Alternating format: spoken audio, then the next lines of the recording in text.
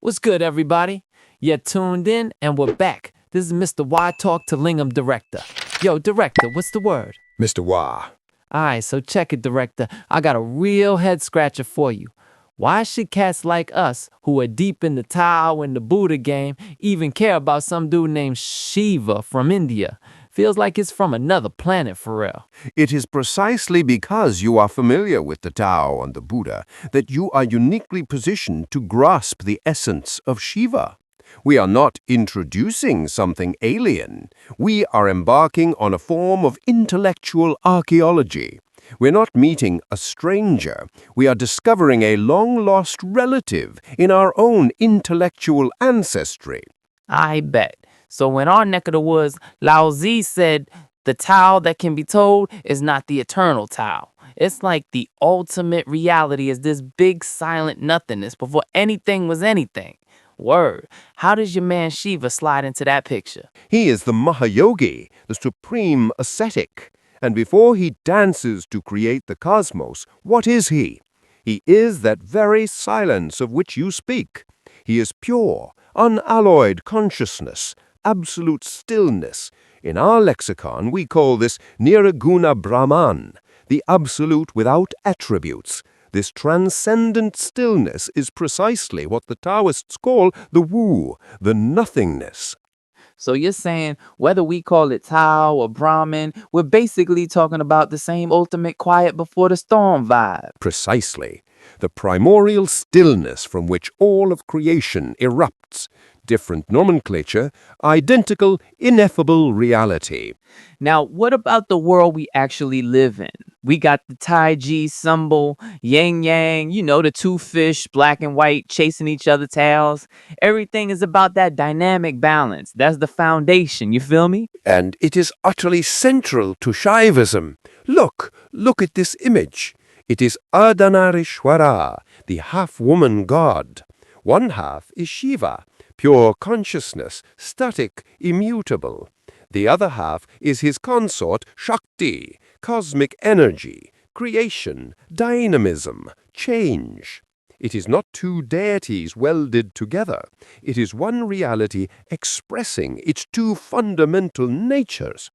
Whoa, hold up. That's wild. So Shiva is like the yang, the still spiritual part, and Shakti is the yin, the energetic get it done part? Yes! Astounding, is it not? The entire universe is the phenomenal result of the interplay between these two forces. Shiva's cosmic dance, the Tandava, is the Tai Chi symbol spinning into existence. This is no mere coincidence, Mr. Wah. It is a shared, profound insight into the fundamental mechanics of the cosmos.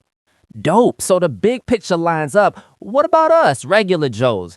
In Taoism, the goal is to return to the root, to get back to being one with the Tao. We call it Tian Yun He, heaven and man as one. And in Shaivism, the entire purpose of practice is moksha, liberation.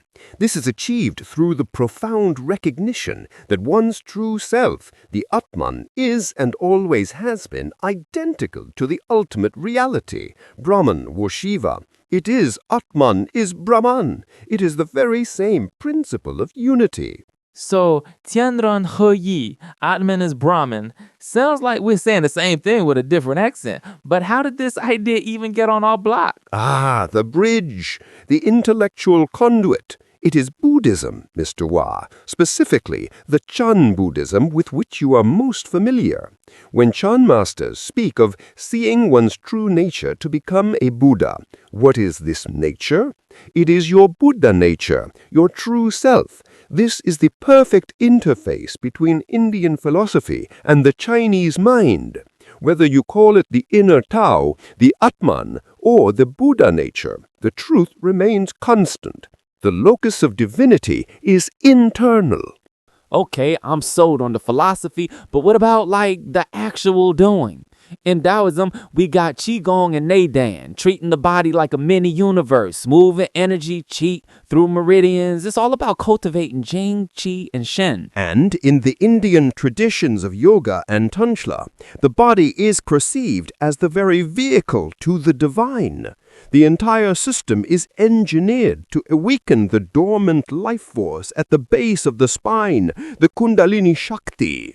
This energy then ascends the central channel, the Sushumna, activating 7 energy centers called chakras until it unites with pure consciousness, Shiva, at the crown of the head. Wait a damn minute. So our Dantian energy center is basically their lower chakras, and our chi flowing through meridians is their prana flowing through nadis? You for real? For real, as you so eloquently put it, the conceptual parallels are irrefutable.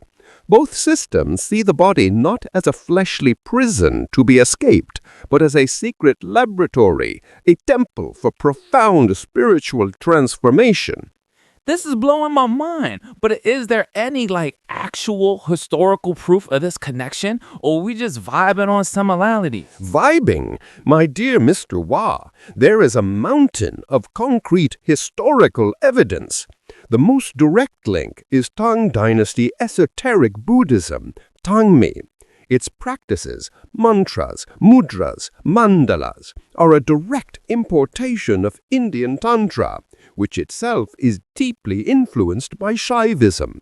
Furthermore, many later Taoist practices involving talismans and rituals show incontrovertible signs of cross-pollination with Tangni.